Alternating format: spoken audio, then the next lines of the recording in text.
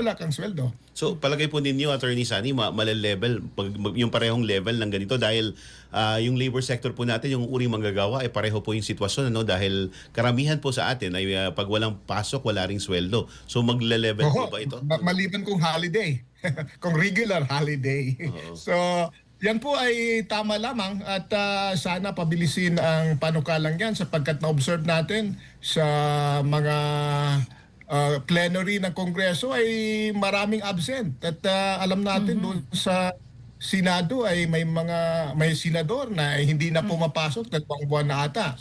Kaya hindi naman tama na babayaran siya ng kanyang sahod na hindi siya pumapasok sa kanyang trabaho. So sa ibang bansa katulad halimbawa ng Australia, ay pag hindi pumasok yung member of the parliament ay walang sweldo. Sa European Union, katulad halimbawa sa Portugal, sa Pransya at saka sa Belgium, ay pagkakalam natin kapag hindi pumapasok ang isang member of the parliament, siya po ay walang allowance o honorarium sapagkat yan po ay kanyang tungkulin na pumasok sa trabaho at hindi siya pumapasok. Tama lamang na wala siyang sahod.